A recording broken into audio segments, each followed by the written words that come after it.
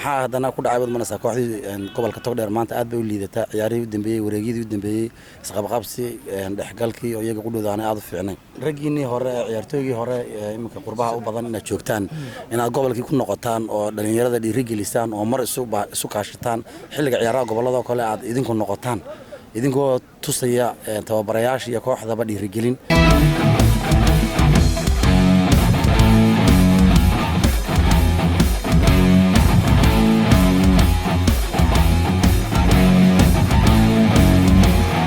أصحابته وحنا ولي جذا برتك يقول شرنا برنامج كي عيارها برجع لندن هلقا وحنا اللي شغال لتشن كي وينا وعبد الله فايفله وعيارتوه عيار شري قبل كتقدر لمبر 11 كقول عيار شري السنة دي 90 دي إلى 2000 كي عيارتوه قوة بدن ساق عليك وحب بدن ساق عياري عبد الله كسودو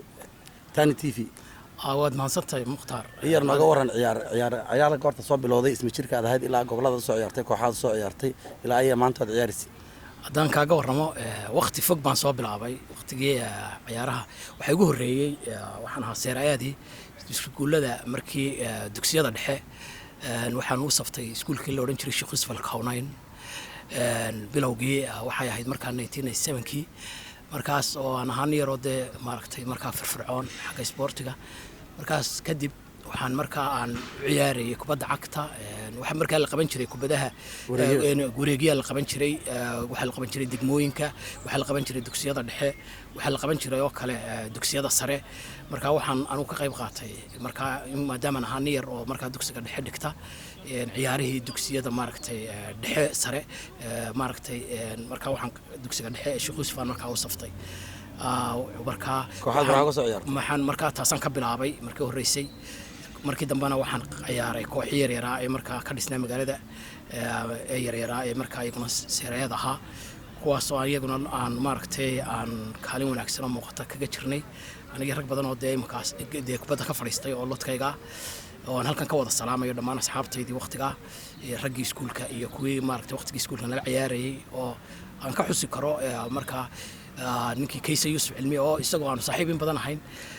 balaacas oo markii horena ahaa gudoomiyihii gobolka ee sanadkii markaa kan ka horeeyay Cabdi Muraad ka horeeyay ahaa gudoomiyihii gobolka markaa gobolka Togdheer ciyaaraha gobolada ugu dambeeyay markaa waxaan markaa sheekadii hadda halkan sii wado waxa weeye markii dambana waxaan dalka waqti laga baxay waqtigii dambana waxaan soo galay waxaan ahay raggii baasha aasaasay ee rukunka u dhigay waxaanu nimay garoonka Alamsi Stadium waxaan raggii u bixiyay garoonka Alamsi Stadium rag kooban baan ahayn raggii markaa magacaas bixiyay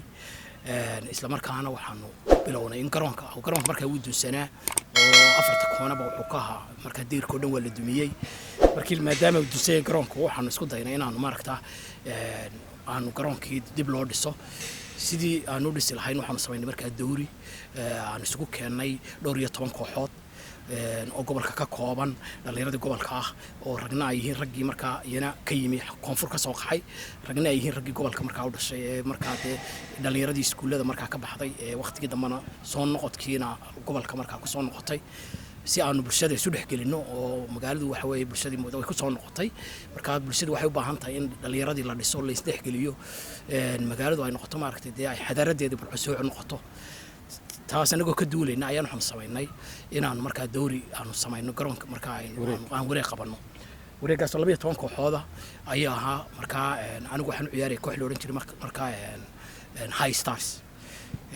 markaa waxa ku jiray rag badan oo maanta halkan ka xuskaro Dobrin leeyado oo tababaraha gobolka noqday 90 wuxuu qaaday koobkii 2007 2006 buu qaaday markaa ninkaas kamid ahaa waxa kamid ahaa Allahumma salli ala Muhammad oo kooxdayda ku jiray Cabdiraxmaan ninka leeyado Hello oo midawariye hadda wariye noqday dadku waxay midawariye u yaqaaneen laakiin waxa weeye waxa sport agent buu ahaa in Cabdiraxmaan Hello ciyaaraha gobolada dib ugu Kaysa Yusuf Cilmi baa kamid ahaa Dobri baa kamid ahaa waxa kamid ahaa Allah yarxamay nin dhintay oo halkan la dhintay ku dhintay oo la oran jiray Cabdi waxa rag badan baa markaa oo la janay baa ku jiray markaa waxaan haddana aan halkii aan sidii aan markaa aan ugu jiro kooxaha waxaa lay xulay markaa in aan noqdo xulka gobolka waqtigaas waxa markaa aan koobka ka qaadnay koobkii u dambeeyay baan markaa ku qaadnay DRB da raggii markaa gobolka xulkii berigii hore raggii ka sii haray oo ay ka mid ahaayeen Ibrahim Ayub waxaa ka mid ahaa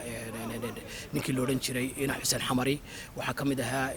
ninka la yiraahdo Allahumma salli ala Jamal Huha waa rag badan waxaa ka mid ahaa nin la oran jiray Fircoon way badnaayeen raggaas ayaa la idin xulay xulkii gobolka markaasaan nala xulay xulkii gobolka markaa matali lahaa dabadna waxaanu tagnay markii horeysay magaalada Hargeysa oo aan kula ciyaaray kooxdii markaas waqtiga dhisnayd waxa aad markaa waqtiga dhisnaa koox la UFO iyo koox la oran jiray Oncod oo runtii ahaa legend niman khatari ku jireen dabadna markaas ayaanu anagoo laba kooxood kooxna baasidka tahay kooxna ay tahay cagta ayaanu markaa magaalada Hargeysa tagnay markaas waxaan nahay gobolkii u horeeyay ee fura isu taga gobolada markaa la isuma tagi jirin lama aqoon visitka deedna anagu waxaan noqonay kooxdii markay u bilowday in goboladu isu tagaan Somaliland gobolka Togdheer buu ahaa Berberaanu ka bilownay Berbera markaan ka tagnay waxaan tagnay Hargeysa saasaan ku tagnay kadibna markii dambe waxa hadana la tagay gobolka Boorame waxa la tagay Gabiley waxa la tagay markaa Hargeysa sidaasaanu markaas hadana ku tagnay doorka markaan taa ka qayb qaadanay Hargeysa waxaan nira ciyaaray gobolka deedna gobolka waa ka badinay degmadana Daroo baanu galay kadib hadana waxaanu ku noqonay magaaladayadii kadib waqtiga anigu waan yar maqnaa laakiin kooxdaydii rag kamid ah ayaa hadana dib waxay u bilaabeen inay ku noqdaan ciyaarihii gobolada hadana deedna waa markii ay ka soo badiyeen gobolka waqooyi galbeed waxay ka badiyeen oo kale gobolka la yiraahdo Gabiley waxay ka badiyeen Boorame agsagli markaa Ethiopia ugu jiray oo arrin khaas ah baan u baxay markii dambe aan soo noqdayna isla halkii baa markaa la iga xulay hadana deedna gobolka Sanaag baan markaa anigu aan nasiibkayga la kulmiyay inaan raaco kooxda markaas waxaan ahaa lambarka 11 baan sitay waxaan goolkii horeeyay aniga ka dhaliyay gobolka Sanaag goolkii labaad waxa dhaliyay lambarka 6 ka noo hayay markaas saas waxaan ka badnay 2-1 gool bay la yimaadeen isla markaa waxay ku dhamaatay 2-1 ciyaartaas anaga inagu raacday markaa guushu beedna waxay yiraahdeen kooxdii degmada xulkii degmada ayaan la ciyaaray hadana maalintaas dabadeedna markaana waxaan noqday ninkii u dambeeyay goolkii u dambeeyay dhaliyay oo markaa laba gool baan ku dhalinay 0 goolkii u dambeeyay markaana dhaliyay markaa waxa weeye aniga oo markaa dee faraxsan oo maaragtay ayaan ku soo noqonay hadana gobolkaygii gobolku warkaa guulaha badan uu sameeyay inta anu markii dambe waan hawlo dhoof iyo waxbay galay deedna waan ka tagay gobolka laakiin waxay ahayd aan guulaha ku gaadhaynay wada jir bay ahaayeen maadaama hay'adan gobolkii ugu horeeyay ciyaaraha isdhexgalka gobolada bilaabay ee Somaliland Togdheer ahayd oo idinku sarka u dhigteen kubadda cagta ee gobolada Somaliland maxaa hadana ku dhacay wadmanasa kooxdii gobolka Togdheer maanta aad bay u liidataa ciyaarihii u dambeeyay wareegidii u dambeeyay isqabqabsi dhexgalkii oo iyaga qudhoodaanay aad u fiicnay waan gartay ma wallahi waa runta waxyaalaha aan dareemaya ayay ka mid tahay waxaasi marka waqtigii aanu runta aanu joognay waxaanu ahayn rag maaragtay gobolka dhaarsan oo isku xidhan oo baasid haday tahay volleyball haday tahay isla markaana waxaan bariga noo dhisnaa Sheekh Bashiir oo golihii weynaa Sheekh Bashiir markaa halkaas xagga baasidka faalida waan ka dhisnayn dhalinyaraduna waxay dhalinyaro xula oo markaa aan daaniyo gobolka kala gobolka uu wuxuu ahaa xul buu ahaa aan ahayn maaragtay xaafad ee loo soo xulayay si maaragtay feer ah oo markaa aan ku qanacsanahay dhamaantayo oo aanan marra waxaan afarta koone magaalada ayaa nin waliba uu tagayay isagoo xora isagoo saaxiibtinimo ah isagoo ma ilahayn markaa waxaan imika socday ee la leeyahay gobolku dhanbu ka rareeyay dharbay ka socotaa marka waxyaalaha dib u dhigaan waxaan oran karaa xilliga kan inay u badan tahay in ay markaasi ay tahay in midnimadii gobolka aad moodo xagga sportigu inay luntay taasaa u baahan in dib loo soo celiyo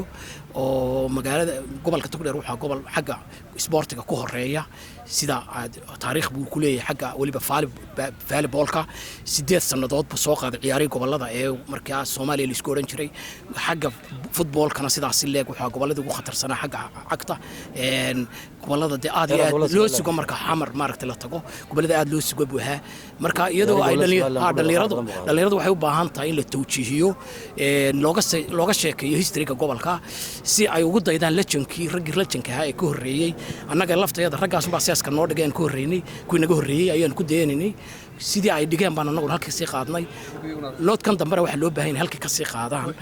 oo ay markaa ay tahay in raggiinii hore ciyaartooygii hore imika qurbaha u badan inaad joogtaan inaad gobolkii ku noqotaan oo dhalinyarada dhiirigelisaan oo mar isu kaashataan xilliga ciyaaraha gobolada kale aad idinku noqotaan idinkoo tusaya tababarayaasha iyo kooxdaba dhiirigelin absolutely way igu jirtaa rag badan oo asxaabtuna way noqdaan oo way tageen oo runtii way ka qayb qaataan mar walba waa la tagaa laakiin biasaf waxaa jirta had iyo jeer waxaa in dhaweyd barcod kusoo noqonaya yacni in kooxdii la yihahdo ama haysataa ama waa kala qaybsantay ama waxaas oo dacaayadana way jiraan waxa weeye gobolku haddii aan marka horeba wacyigelin xagga dhallinyarada aanu jirin oo dhallinyaradu ahayn dhallinyaro dhisan xag fikriya xag aqooneed iyo xag kubadeedba oo ay gartaan kubadda waxay tahay isboorku waxa weeye waa isdhexgal bulshada isku dhex gasha marka dhallinyaradii haddaanay xaggaa ka dhisnayn waxaa dhacaysa in tafaraaruq ku dhaco oo dacaayadii la dacaayadeeyo deedna dacaayadda ay ku kala jabaan taasaa koos garaynaysa inay dhalintii kala jabto cabdilaahi su-aal kale haddaan ku weydiiyo magaca fayfle kolley waxaan mayaa orod ba lagugu bixiyey sidaad sheegtayna ilaa macalin dhoombir iyo rag badan baad la soo ciyaaraysa oo kubadda ka fadhiista iminka adigu ilaa ayaa maanta oo today waad nala ciyaaraysa oo dhallinyarada waad naga dheereynaysa runtii dhallinyarada aadka u yar baad weliba ka dheereynaysa maxaad ku fitnesskaaga ama kuu sababay in adigu ilaa hadda sii ciyaarto raggaas la ciyaari jirtayna badankooda ciyaare ka fadhiisteen wallaahi ma odhan karo yani raggaas saaxiibadaya ma odhan karo si kale uga fadhiisteen waxaa laga dhici karta laakiin anigu had iyo jeer hobkaygaaba waxaan hobbi baan u leeyahay inaan ciyaaro haddaan ciyaarayna aan meel laga ciyaarayo ka dhowaado marka aad baan u jecelahay isboortka magacaan fayfle waxaa laygu bixiyay anigoo nin yara oo dhallinyara ayaan xaafaddii u horreysay waxaan markaa dugsiga hoosaan ku jiray dugsiga dhexaan markaa u wareegay maxamuud xaaleen markaa dhiganayay deedna xaafaddii baanu ka guuray xaafad cusub baanu degnay xaafaddii cusub markaa niman dhallinyaraha kubadda la ciyaaray berigaa waxaa jiri jirtay garamo isboora la xidhan jiro oo lambarra ku yaalaan marka lambar 5 baan sitay magacayga may garanayn deedna waxaan nin aad u fudfud kubadda ku wanaagsan deedna war fayflaha naga qabta fayflaha naga raaca markay say yiraahdaan iyo markii dambe ay barteen ay bixiyeen ay markay heleen Cabdullaahi ay barteen bay Cabdullaahi fayfla waa ninkii 5 ka sitay marka saas magacu ii raacay waddanka dad qaar baa si kale badhaw fasili kara laakiin Cabdullaahi fayfla waxa weeye orodna waan lahaa nin dheereeyo waana waad saacad ka garan kartaa waxaan ka ciyaari jiray 11 mar 7 labada lugood baan ka ciyaaraa ciyaaraha horyaalka dalka Ingiriiska Premiershipka maxaad yaa taageertaa waad aragtaa dhar shaygaan sito waxaan u malaynayaa kaaba baqra waxaynu aad iyo aad labadeena waan colaanaa labada rag waaweyn baatay waan ogahay laakiin amba laftaydu weynaan igama maqnaa dhawaan waxaad erideen tababarihiinniba dhawaan erideen halkii la isla hadda markadada adduunka qaaliga bay ciirto ka soo iibsanayaan tababara khatara xaggan iyo Brighton baad jeebka malaadka yar hoosii noqoteen may wallahi anigu waxbaan raacsanaa coach ka leeriyo man kuma raacsanin leeriyo waayo wuxuu ahaa coach noo wiimay si degdeg ah koobab runtii waxay ahayd in maaragtay had iyo jeer Ingiriiska wax ku badan markiiba kooxaha qaar inay markiiba eriyaan ma coachka laakiin anigu waxaan la jeclaa in coachkii taja inuu si joogo runtii wuxuu ahaa nin la jana nin aad iyo aad maaragtay heer gaarsiiyay maaragtay Chelsea sanadkan ayaa isla horyaalka Ingiriiska ku guuleysanayaan ama ayaa u qaban doona hogaan sanadkan waxaan u malaynayaa inay guuleysan doonaan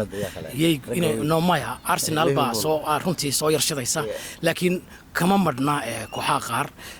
waxaan u malaynayaa kooxda Chelsea lafteeda hadeer